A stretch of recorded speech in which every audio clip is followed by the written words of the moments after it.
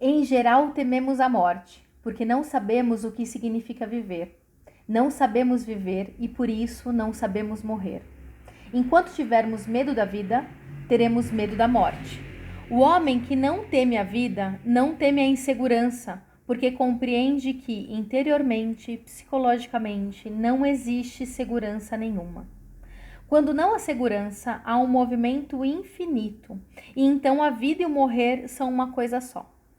O homem que vive sem conflito, que vive com a beleza e o amor, não teme a morte, porque amar é morrer. Se você morrer para tudo que conhece, inclusive sua família, sua memória, tudo o que sente, o morrer é então uma purificação, um processo de rejuvenescimento. Traz então a morte à inocência. E só os inocentes são apaixonados, e não aqueles que creem e que desejam descobrir o que acontece após a morte. Para descobrir o que realmente acontece quando se morre, você tem que morrer. Tem que morrer, não fisicamente, mas psicologicamente, interiormente. Morrer para as coisas que lhe são caras e para as coisas que lhe amarguram. Se morrer para cada um dos seus prazeres, tanto os insignificantes como os mais importantes, sem nenhuma compulsão ou discussão, você então saberá o que significa morrer. Morrer é ter uma mente completamente vazia de si mesma, vazia de seus diários anseios, prazeres e agonias. A morte é uma renovação, uma mutação, em que o pensamento não funciona, porque o pensamento é coisa velha. Quando há o morrer, quando há a morte, há uma coisa totalmente nova. Estar livre do conhecimento é morrer. Então, você estará vivendo.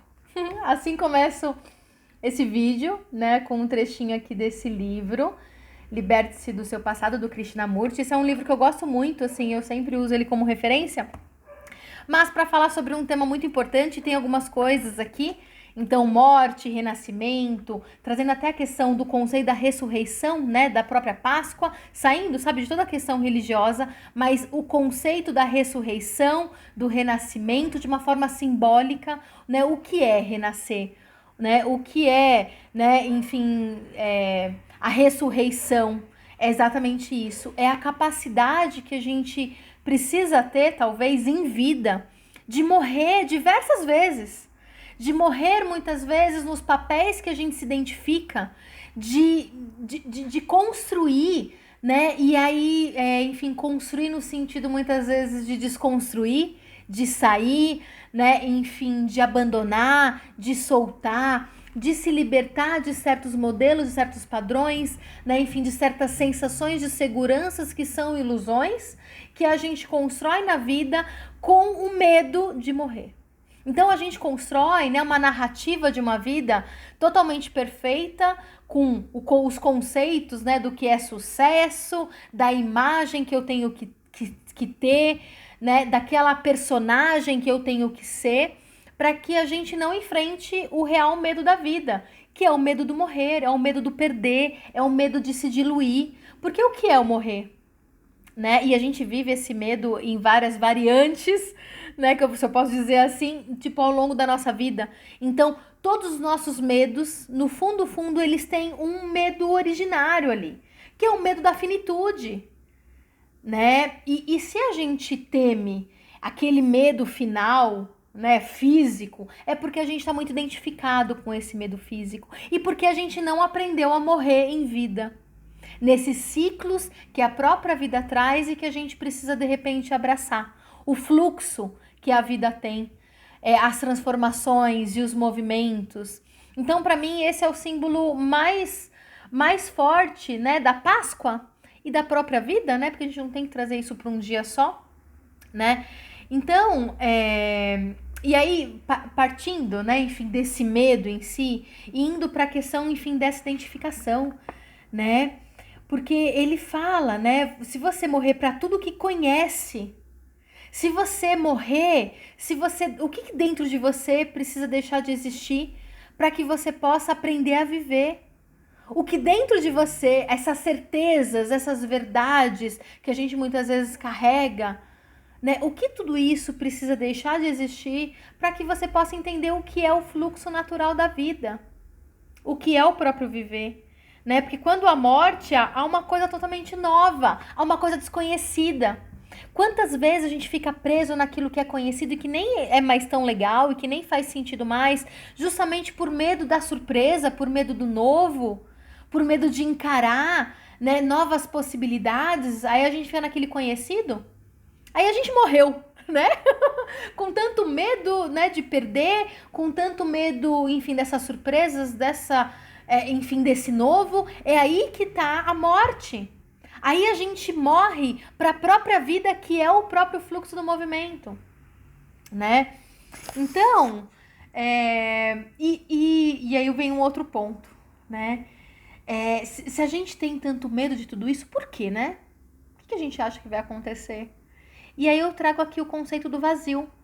Então, muitas vezes a gente tem essa angústia, né? Esse medo de vivenciar esse esvaziamento, porque a gente tem medo de ali, nesse esvaziamento, a gente se diluir, né? Tipo, a gente associa o vazio, o nada, com a morte, né? Mas e se esse vazio, se esse nada, ele for justamente o espaço de criação da tua própria vida e na sua própria existência, né? E se for, né, o momento ali da tua própria criação, ela acontecer no caos, no vazio, no nada? Porque se tem alguma coisa ali já completa, né, eu não preciso criar nada. Então, porque a gente vem com a questão do renascimento, né? Porque a gente morrer em vida também só é válido se a gente poder também renascer.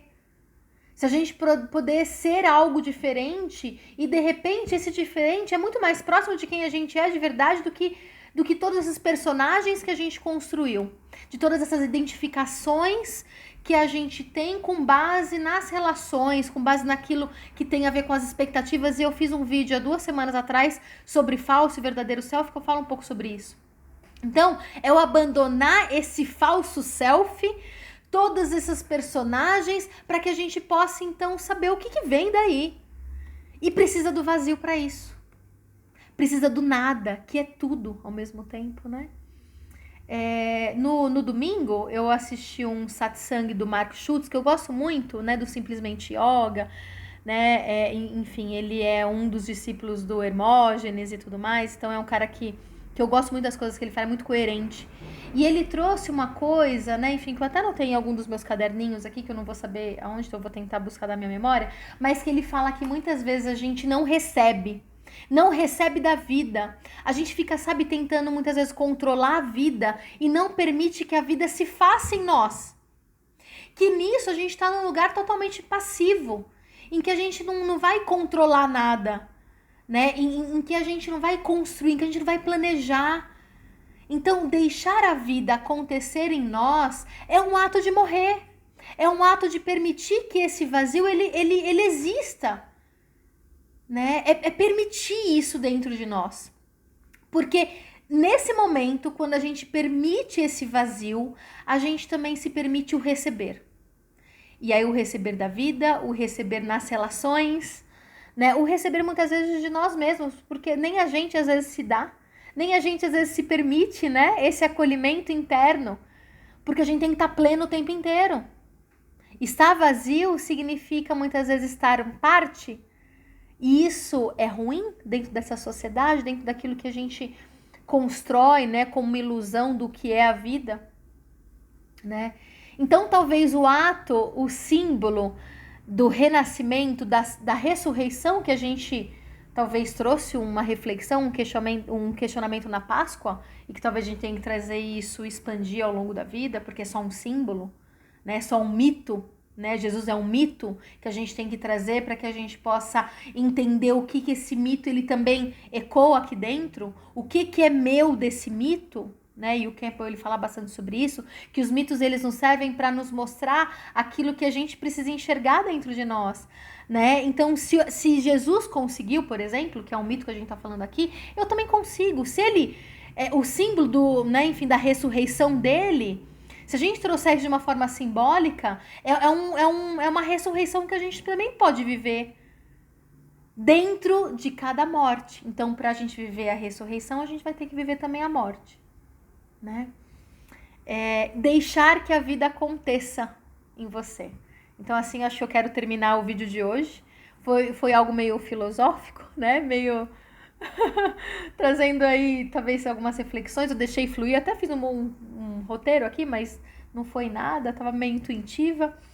E é isso. Então, deixa a vida acontecer. Se permita morrer, se permita estar nesse vazio para que esse acolhimento, tanto interno, o teu próprio acolhimento, quanto o acolhimento do outro, o acolhimento da própria vida, também possam acontecer dentro e fora de você, né? Então é isso. Então, boa semana para nós. Um beijo e até a próxima sessão. A próxima semana, quase uma sessão.